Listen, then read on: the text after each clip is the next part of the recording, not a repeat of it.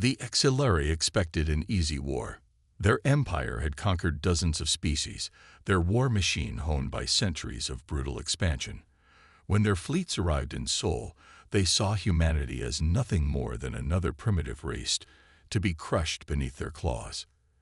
The invasion was swift, calculated, surgical strikes against major cities, planetary bombardments that turned landscapes to glass, and the arrival of their ground forces to enforce order. They had done this 1,000 times before. But humanity was different. At first, Earth's response was predictable. The United Nations scrambled its defenses, deploying fleets that were hopelessly outmatched. Silari dreadnoughts, bristling with plasma cannons and gravitic disruptors, tore through human battleships like paper. Every engagement ended the same way. Human losses stacked up, cities burned, and the Exilari laughed at the pathetic resistance. Then something changed. The Exilari warlords began to notice something unsettling. Human forces that had been obliterated in earlier battles returned with new strategies. They adapted. Fast. Their generals, their soldiers, even their pilots learned at a terrifying rate. Battles that should have been massacres turned into grueling struggles. Silari war doctrines, once infallible, were countered with precision. Their forces were bogged down in relentless urban warfare, their towering war machines brought low by guerrilla strikes. Every victory they claimed was soaked in their own blood. What disturbed them most wasn't the resistance itself, it was the sheer savagery of it. Silari soldiers had fought dozens of species, but none had ever fought like humans. Wounded soldiers detonated themselves rather than surrender. Prisoners who escaped didn't run. They stalked their captors, picking them off one by one in the darkness. Civilians turned into saboteurs, setting entire Exilari bases ablaze before vanishing into the ruins. Exilari commanders sent out warnings. The humans were not fighting to win. They were fighting to exterminate. It wasn't long before the tide shifted. Humanity began reverse engineering Exilari technology, integrating alien weapons into their war machines. Crude at first, but devastatingly effective. Human pilots, once cannon fodder, now danced through space battles with terrifying precision, using Exilari tactics against them. Entire fleets were lost to ambushes in asteroid fields, where human ships tore them apart like vultures. On the ground, resistance fighters evolved into executioners, wiping out Exilari battalions with cold, calculated brutality. The Exilari Dominion, for the first time in its history, knew fear. The final battle took place on the ruins of New Beijing, where the last of the Exilari High Command made their stand. They expected mercy, negotiations. Humanity had won, after all. But Admiral Elias Kane, the man who had orchestrated Earth's survival, stood before them with a different message. He did not offer peace. He did not offer surrender. He gave them a simple choice: kneel or be erased. The war that was meant to end humanity had instead given birth to something far worse, a species that had been tempered in fire, a species that had been broken and reforged into something unrecognizable. The Eternal Empire was born, and the galaxy would never be the same again. Admiral Elias Kane stood on the scorched remains of what was once New Beijing's Central Command District. The air still carried the acrid scent of plasma burns and charred metal. Overhead, the sky was clogged with the drifting wreckage of Exilari warships, hulking monuments to their arrogance, now nothing more than floating tombs. The last of the Exilari High Command knelt before him, their exoskeletal bodies battered and scorched from battle. Warlord Vorthak, once the supreme commander of the Exilari Dominion's expansion fleets, trembled under Kane's gaze. His species had ruled for centuries, unchallenged. Now, he and his people were nothing more than broken remnants, awaiting judgment. Kane looked down at the warlord, his expression unreadable. "You thought us weak," he said, his voice even, almost conversational. "You thought us prey." Vorthak's mandibles clicked together in what might have been defiance, or desperation. "Human," he rasped, "you have won your war. But if you think you can hold what you have taken, you are a fool. The galaxy will never accept this. Other empires will rise against you. Cain crouched in front of the defeated warlord, his piercing gray eyes locked onto Vorthak's insectoid pupils. Then we will break them, just as we broke you. He stood, turning his back on the kneeling warlords. Around him, his officers watched in silence. Many of them were survivors of the war, men and women who had seen their homeworld burning, who had lost families, friends, everything. They had not fought for mere survival. They had fought for vengeance. Cain let his voice carry across the battlefield. This war was never about survival, he declared. It was about ensuring that no alien ever dares raise a weapon against humanity again. We were weak once. We depended on diplomacy, on goodwill, on the naive hope that the galaxy would leave us in peace. That era is over. He turned back toward the auxiliary prisoners, his expression cold. You speak of other empires rising against us.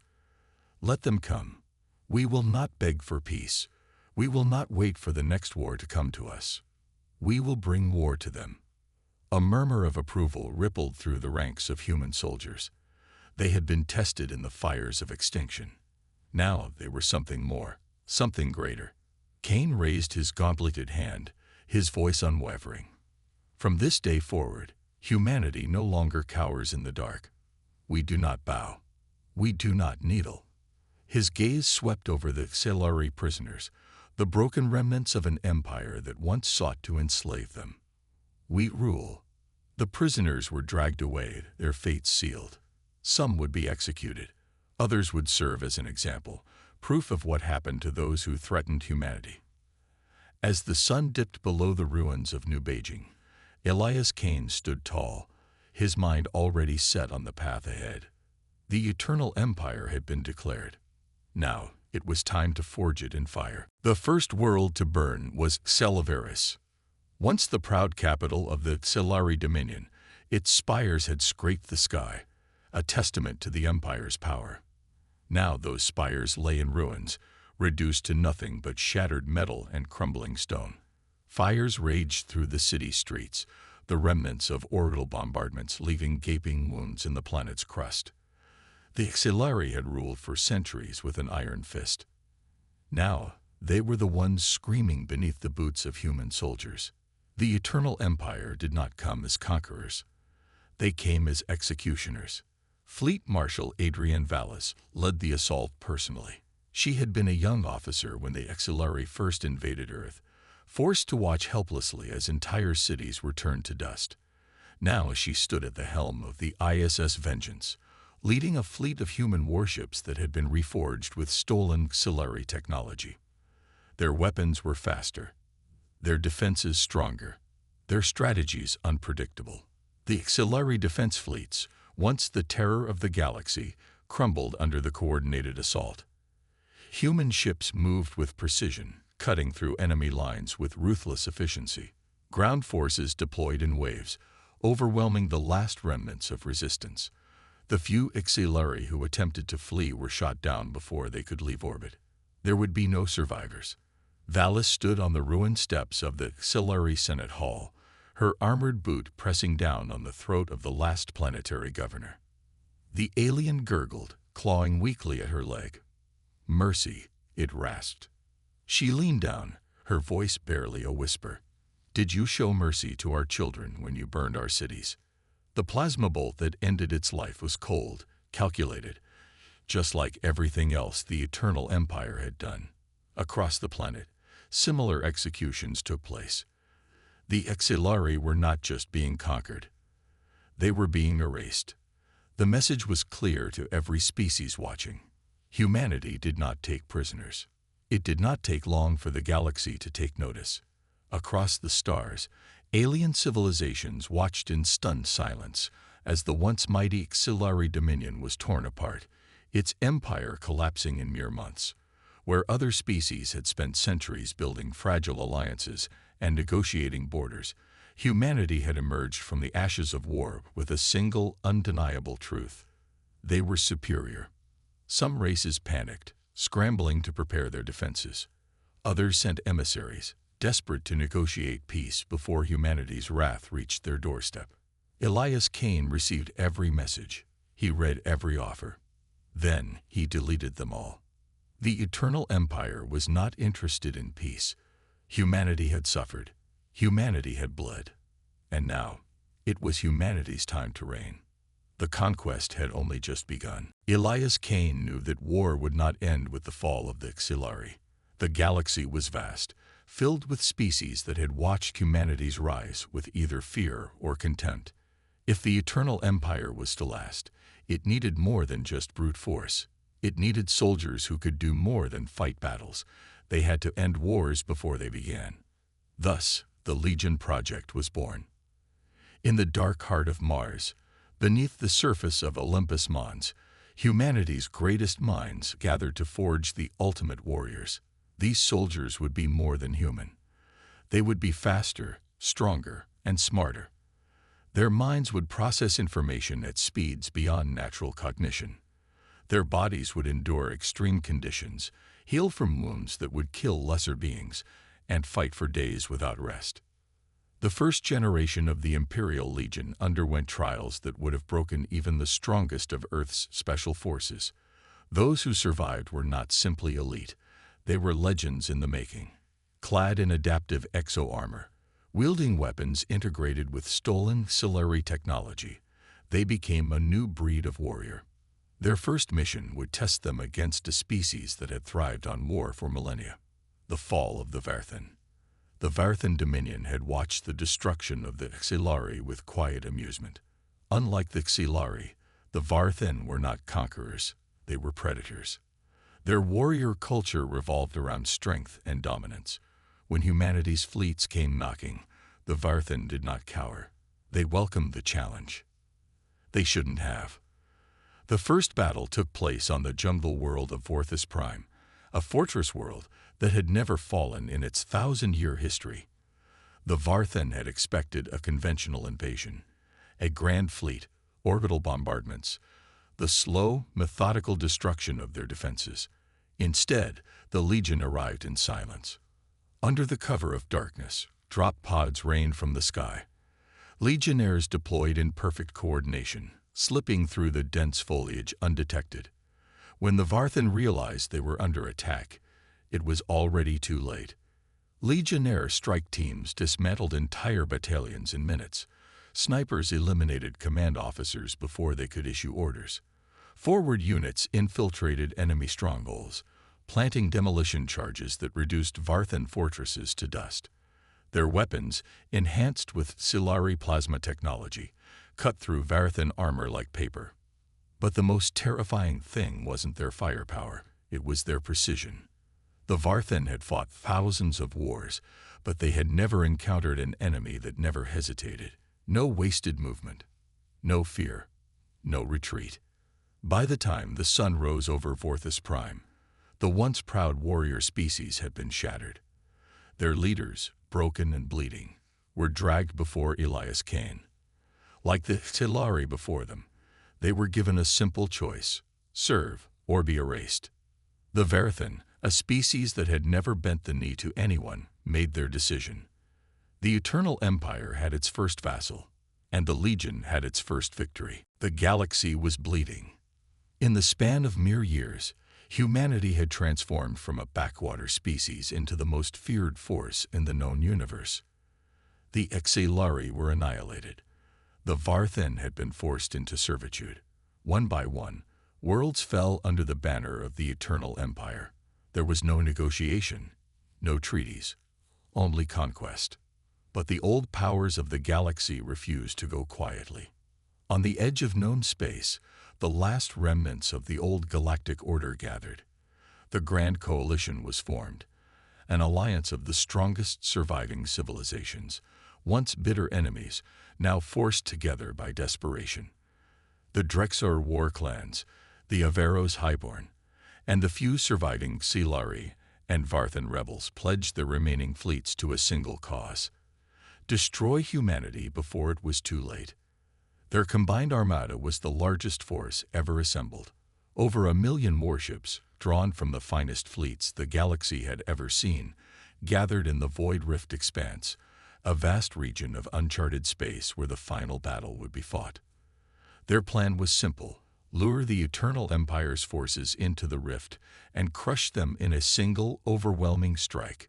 It was a strategy built on centuries of warfare, and against any other species, it would have worked. But humanity was not like any other species. The trap is sprung.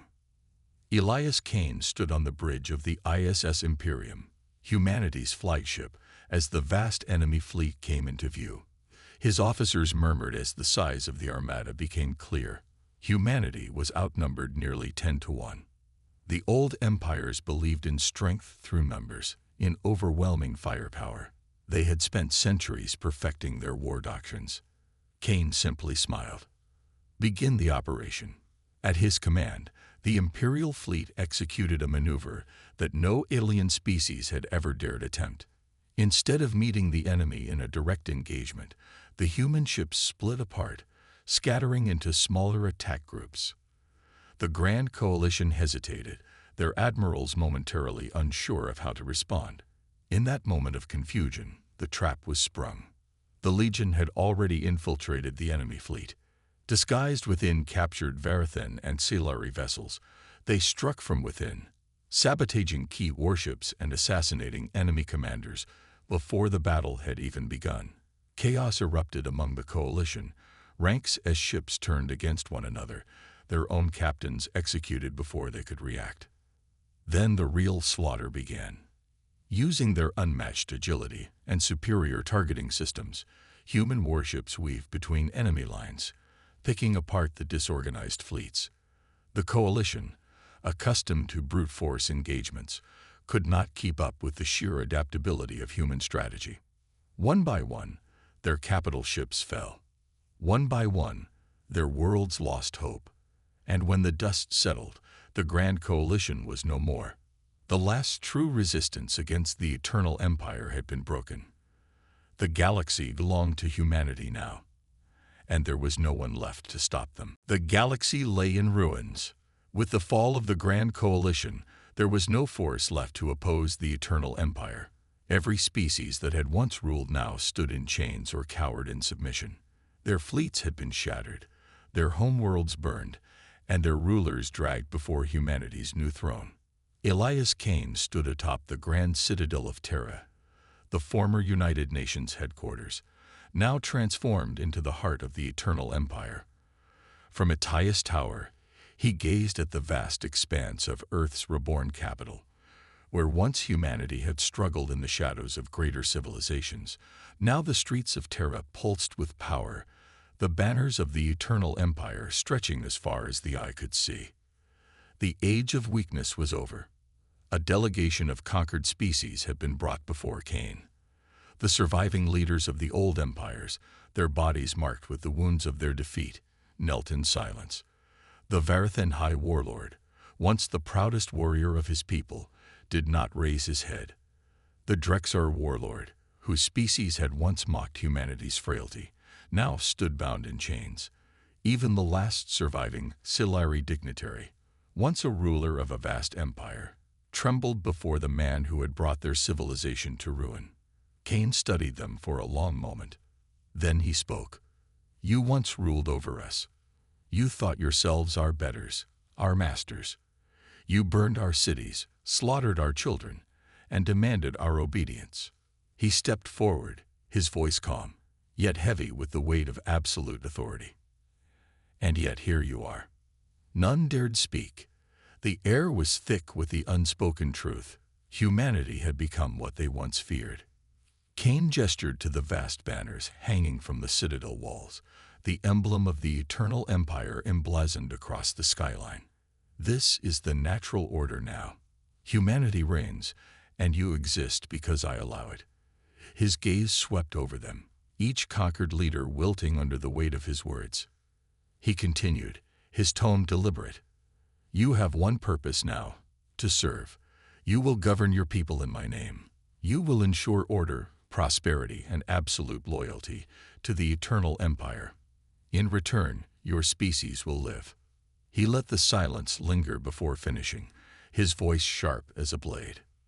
"But defy me, and your people will be erased." The Varthan High Warlord finally raised his head, his voice hoarse. "Is this what humanity has become? A race of tyrants?" Cain smirked, but there was no humor in his eyes. "No, we have become what we were meant to be."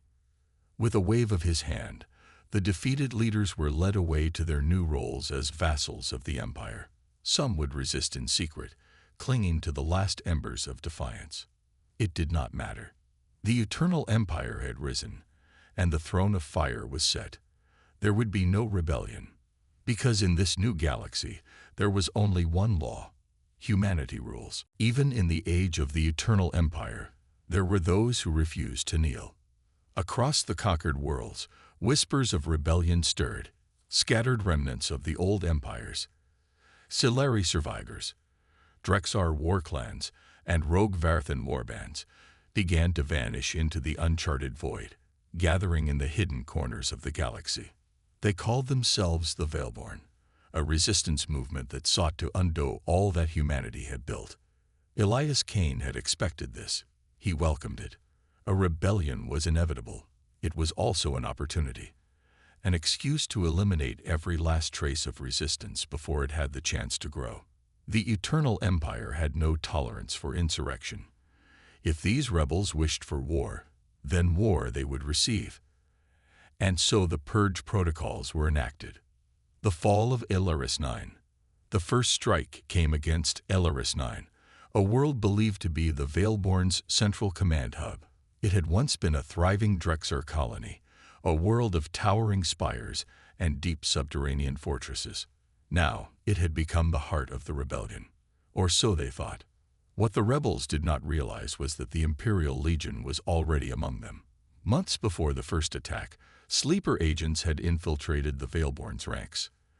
They had listened, observed, and fed the rebels false confidence. By the time the Veilborn launched their first attacks on Imperial supply lines, they had already been marked for extermination. The assault on Elaris 9 began at midnight. Orbital strike cruisers darkened the sky, raining precision bombardments upon key rebel strongholds. The planetary defense cannons, once thought to be the rebellion's last line of security, were sabotaged from within, rendered useless before the first shots could be fired. Then came the Legionnaires. Hundreds of drop pods screamed through the atmosphere, their occupants emerging in perfect synchronization. No speeches, no hesitation, no mercy. The rebels fought with desperation, but desperation was not enough. The Legion moved through the city like specters, executing their targets with ruthless efficiency. Entire command centers were wiped out before their officers could issue a single order. Rebel safehouses, once thought impenetrable, were reduced to cinders as pre-planted charges tore them apart. The last holdouts attempted to flee into the underground tunnels, only to find Imperial kill teams already waiting for them. Within hours, Elaris 9 was silent. The rebellion had been cut out at the root. A message to the galaxy. The aftermath of the Purge was broadcast across every known system. The footage was clear, undeniable. The corpses of the Veilborn leaders, displayed as a warning to any who would think of rising against the Eternal Empire. There would be no uprisings, no revolutions, no heroes. Cain watched the transmission from his throne on Terra. He had not needed to give a single order that night. His soldiers already knew what had to be done. The Eternal Empire was more than just a military power now. It was an idea, an unstoppable force woven into the fabric of the galaxy itself. And an idea cannot be overthrown. The galaxy had learned its lesson. The fall of Elaris 9 had shattered any illusions of rebellion. The Eternal Empire's reach extended into every system, its presence undeniable. The few remaining dissidents either vanished into deep space or bowed their heads in reluctant servitude. Entire civilizations, once mighty in their own right, now existed only as cogs in the great human machine. But even in an empire built on conquest, there were those who still sought a challenge. On the far edge of the galactic frontier lay the Etherian Enclave, a mysterious civilization that had watched humanity's rise with cold calculation. Unlike the broken remnants of the old empires, the Aetherian had never intervened, never tested their strength against the eternal empire. Their people, known as the Aetheri, were ancient, their technology bordering on the impossible. Their ships bent the fabric of space, their weapons operated on principles humanity barely understood. For all of Elias Kane's victories, the Aetherian enclave remained an enigma, one he could not afford to ignore. The Emperor summoned his imperial council, the most brilliant minds of the empire, to determine the next move. Fleet Marshal Adrian Vallis, victor of Zelveris, Legion Commander Voss, architect of the Purge Protocols, Archon Theldras, a Varathan warlord who had pledged his people to the Empire. The Aetherian have been watching, Kane began, his voice measured. They have not opposed us. They have not aided us. They wait. Fleet Marshal Vallis leaned forward, waiting for what? Kane's gaze darkened. For us to grow complacent. For the first time in years, the Empire faced a challenge not built on brute force. The Aetherian enclave had the power to resist, the wisdom to never be provoked, and the patience to wait for the slightest weakness. But Kane had no intention of giving them one. A shadow in the dark. Before war could be declared, the Legion was sent in secret. Covert teams infiltrated the Aetherian's border worlds, searching for weaknesses, for something, anything, that could tip the balance in humanity's favor. What they found changed everything. Deep beneath the surface of an uncharted moon, the Legion uncovered something impossible. A machine, buried for millennia, radiating power unlike anything known to mankind. Not Aetherian, not Celari. Something older, something alien in ways even the Empire could not fathom. The Aetheri had known about it. They had been guarding it. The implications were staggering. The Aetherian enclave was not merely an isolationist power. They were the last keepers of something ancient, something that even they dared not use. Elias Kane watched the classified reports in silence. This was no longer about conquest. This was no longer about proving humanity's supremacy. This was something far greater. For the first time since the rise of the Eternal Empire, Kane hesitated, not out of fear, but because he had glimpsed the true war that had yet to come. The machine buried beneath the uncharted moon was unlike anything humanity had ever encountered. It pulsed with an eerie, almost sentient energy, its surface covered in shifting glyphs that no known species could decipher. Not even the Aetheri, with all their knowledge, dared to touch it. Elias Kane stood before a holographic projection of the artifact, his war council gathered in silence. The room was filled with the greatest minds of the Eternal Empire, scientists, strategists, and warriors, but no one spoke. For the first time in years, they had encountered something beyond their control. Archon Theldras, the Varathan warlord who had once led armies against humanity, broke the silence. You should have left it buried. His voice was laced with uncharacteristic unease. Kane turned to him. Explain. Theldras exhaled slowly. This thing, it is not meant for us. It is not meant for anyone. His clawed fingers curled into a fist. My ancestors spoke of an age before our recorded history, of a war fought not between empires, but between gods and monsters. Whatever this is, it is a remnant of that war. Kane's expression remained unreadable. And yet the Aetherian chose to guard it rather than destroy it. Why? Legion Commander Voss, who had overseen the purge of Alaris 9, spoke next. Because they fear it. And fear, he said, his voice cold and calculating, is the greatest weakness of all. The silent war. The Aetherian enclave had remained passive for decades, but the discovery of the artifact changed everything. 3 days after the Legion unearthed the machine, an Aetherian delegation arrived in the Sol system, uninvited. Their ships materialized within Mars' orbital perimeter without warning, their technology slipping past even the Eternal Empire's most advanced detection grids. For the first time, Elias Kane met the Aetherian Primarch face to face. The being stood before him, humanoid yet strangely ethereal, its skin shimmering like liquid silver. Its voice was calm, measured, but there was no mistaking the authority behind it. "You have made a mistake." Kane studied the Primarch, his expression unreadable. "Explain." The Aetherian's gaze did not waver. "The machine you have uncovered is not a weapon. It is a warning." Kane's jaw tightened. A warning of what? The Primarch's voice darkened.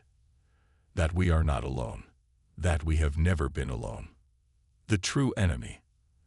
The revelation sent ripples through the Empire. For years, humanity had believed it had conquered the known galaxy. It had crushed the Xylari, subjugated the Verithan, shattered the Grand Coalition, and brought the Aetherian enclave to the negotiation table. But now, the truth loomed over them like a shadow from the void. Something older than the oldest empires had once ruled the stars. Something so terrible that even the Aetherian had dedicated their existence to keeping it forgotten. And now, because of humanity's ambition, it was waking up. The void trembled. Across the Eternal Empire, reports flooded in from distant sectors. Stars dimming without explanation, entire systems going dark, anomalous signals whispering through the fabric of space. At first, they were dismissed as malfunctions, isolated events. But soon, the pattern became undeniable. Something was coming. Elias Kane stood on the bridge of the ISS Imperium, humanity's most powerful warship, staring at the live feed from the uncharted moon where the artifact had been unearthed. The machine was no longer dormant. It pulsed with energy, its glyphs shifting faster, flickering between unknown configurations. A low, reverberating hum filled the air, a sound that seemed to resonate not through sound waves, but through the very minds of those who heard it. Then, without warning, the machine spoke, not in words, not in sound, but in raw, unfiltered thought. A presence, ancient, overwhelming, and utterly inhuman, pushed into Kane's mind. He saw visions of a galaxy aflame, of worlds consumed, of entities so vast that entire fleets were like insects before them. He saw civilizations greater than the Aetherian, greater than even humanity, reduced to dust in an instant. And then, a message clear and absolute. "You are not thirst." Kane staggered back, gripping the edge of the command console, his breath sharp. His officers were staring at him, unaware of what he had just experienced. Only one other being in the room seemed to understand, the Aetherian Primarch, who had remained silent until now. "You have doomed us all," the Primarch whispered. Kane exhaled slowly, regaining his composure. Doomed? No. Humanity had never believed in fate. The final war begins. Within hours, the first anomalies turned into full-scale disasters. The Osiris expanse vanished. An entire region of space, 7 inhabited worlds, a fleet of 60 warships, millions of souls, was simply gone, as if erased from existence. The Drexar homeworld collapsed, not by bombardment, not by invasion, but by something far worse, a force that unraveled the very matter of the planet itself. Then came the Riftborn. They did not arrive in ships. They did not send envoys. They simply appeared, tearing through reality itself. Beings of shifting form, of blackened void and burning light, their very presence a violation of natural law. They descended upon the outer colonies, devouring all in their path. For the first time in history, the Eternal Empire faced an enemy it did not understand. But humanity was not the same species that had once cowered beneath alien rule. It was the apex of war. Kane turned to his war council, his voice like steel. The old empires fell because they feared this fight. His gaze swept across the room, unyielding. We are not them. We do not kneel. We do not run. He turned back to the bridge, watching as the Imperial Armada assembled, the full might of the Eternal Empire, ready for the greatest battle in history. If this is the final war, then we fight it on our terms. He raised a single command. Prepare the fleet. We end this.